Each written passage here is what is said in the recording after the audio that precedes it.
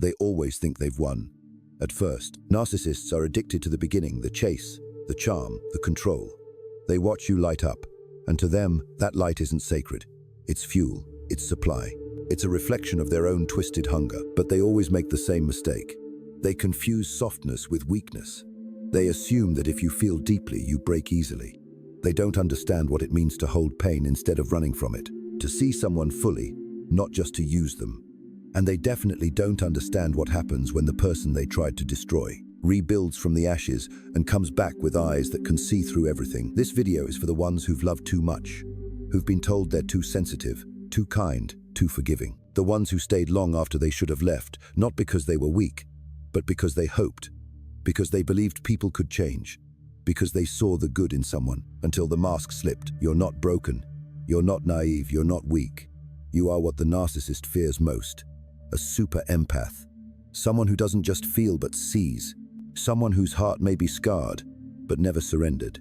And when that moment comes, when you finally pull away, the narcissist realizes the power they never truly had. In this video, we'll uncover 6 harsh truths that narcissists learn too late, the moments that haunt them, the regrets that come crashing down long after you've gone silent. These aren't just truths for the sake of drama. These are reflections for healing, for taking back your story, for reminding yourself that you were never too much. You were just right for the wrong person. If this resonates already, take a second to breathe, to feel how far you've come. And if you feel seen here, like we're speaking your story out loud, subscribe and stay with us. This space was made for you. Now, let's begin. They thought they'd never be forgotten. The narcissist believes they leave a mark that can't be erased, that their absence will echo through your life like a wound that never fully closes. They imagine you replaying every memory, aching for what was. But what they don't understand, what they'll never understand, is that when a super empath heals, they don't just move on, they outgrow. The first truth that hits them, usually in silence, is this: they can't return to what they destroyed. Not really. They might come back. They usually do.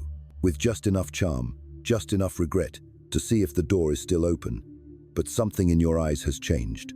Something subtle, unmistakable. The way you pause before answering, the way you no longer explain yourself, the way your presence no longer vibrates with need, but with clarity. You've stopped making them the center of your universe. And they feel that shift like a slap to the ego. They underestimated what love cost you. The sleepless nights, the second guessing, the exhaustion of constantly trying to understand them, only to be met with blame, gaslighting, and silence. They fed on your empathy like it was endless. But empathy isn't weakness, it's capacity. And when you finally realize that your capacity deserves to be protected, not exploited, everything changes. They thought they had you on a leash, that your heart would keep pulling you back to them no matter how many times they pushed you away. But they forgot one thing: love isn't supposed to hurt. And once a super empath learns that lesson, they don't forget it. They start building boundaries like brick walls, not out of bitterness, but survival. Because somewhere along the way, you realized the truth. Loving them was costing you, and no matter how much you cared, you couldn't bleed for someone who wouldn't stop cutting. And that's when the second truth hits them.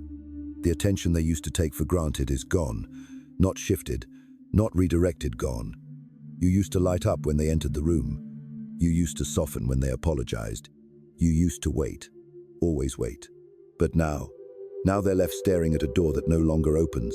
The narcissist regrets underestimating your silence. They mistook it for defeat. But silence from a super empath is sacred. It means you've stopped arguing, stopped defending, stopped trying to prove your worth to someone who never truly saw it. And that silence? It's a wall they can't climb. Because here's the third truth. Narcissists don't regret losing people. They regret losing control. They remember your loyalty, your forgiveness, your ability to see the child behind their cruelty, the wound behind their manipulation. You were their mirror, not the one that fed their ego, but the one that showed them who they really were. That terrified them. You gave them chances, more than most would. You gave them grace. You listened to their sob stories. You held space for their chaos, but they never held space for yours. And when you finally walk away, they realize something they didn't expect. They need you. Not just for validation, not just for attention, but for meaning. You were the one who made them feel like they mattered, like there was hope, like they could be loved, even in their darkest. But they mistook that love for weakness. And now they're alone with the version of themselves you tried to help them escape. They sit in silence and feel the absence like static in their chest. Not because they loved you deeply. Narcissists don't do depth, but because you were the only one who ever looked at them like they could be more. And now that gaze is gone. They try to replace you quickly, desperately. It's the fourth truth, and it burns them slow. No one else feels like you. They chase the high of your energy, your warmth, your way of making even broken things feel whole. They find someone new and put on the same mask. They mimic the same charm, but the thrill doesn't last because something's missing. It's not just your empathy, it's your presence, your attention, the way you listened without interrupting, the way you remembered their wounds even when they denied having them. You didn't just see them, you understood them. And that's not something you can replicate. That's not something you find again, especially when your own soul was the one they tried to extinguish. The narcissist sits beside someone new, and they feel it, the emptiness, the lack of depth, the absence of awe. They scroll through memories, wondering why the new person doesn't smile the same way, doesn't ask the same questions, doesn't make them feel like they matter. And here's the irony. The very things they mocked you for, your depth, your sensitivity, your softness, become the very things they now ache for, but they won't admit that. Not out loud. Instead, they post fake happiness. They pretend they've moved on. They'll even flaunt the new supply, hoping it'll get a reaction from you. But you're different now. You've outgrown the game. You see through the performance. And that stillness, that lack of reaction, it unravels them. Because here's the fifth truth. Narcissists don't expect the super empath to thrive without them. They expect pain, desperation, messages in the middle of the night, posts laced with subtle sadness. But instead, they see you healing, glowing, setting boundaries, protecting your energy. You're no longer performing for their validation.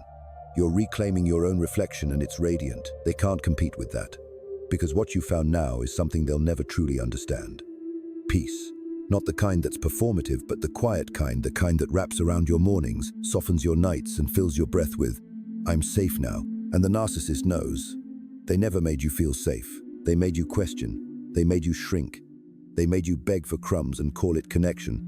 But now you're standing in your power. And even if you're still healing, you're doing it with grace. That terrifies them more than anything, because they were the storm and now you are the calm after it. You've taken back your voice. You've stopped apologizing for needing softness.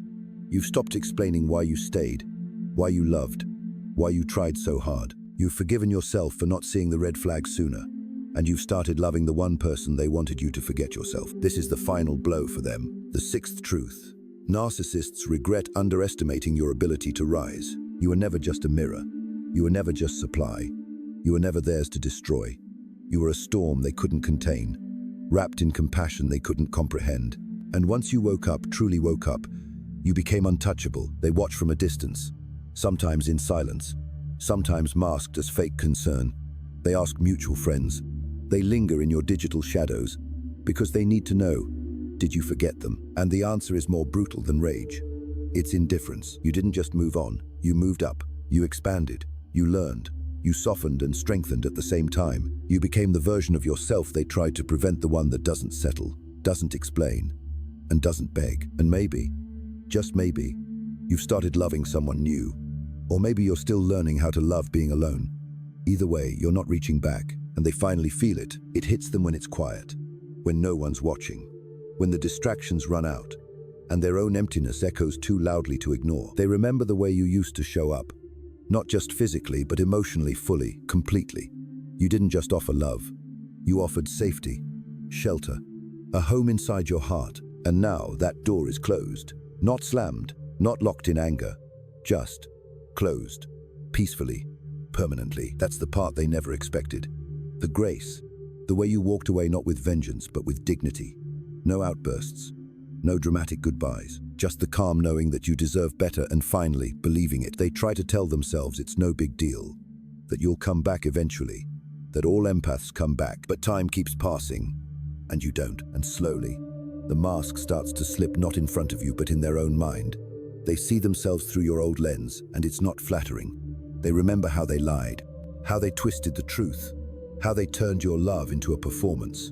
And they feel something they don't often feel: shame. Not the kind that leads to change, but the kind that sits like a weight in their chest. They can't run from it, not really. Because in losing you, they didn't just lose a person. They lost the one chance they had at being truly known. That's what makes you unforgettable. Not because you chased, Not because you cried, but because you saw them, all of them, and loved them anyway. And they broke that. It doesn't matter how many people they date after you. It doesn't matter how many nights they distract themselves with temporary affection.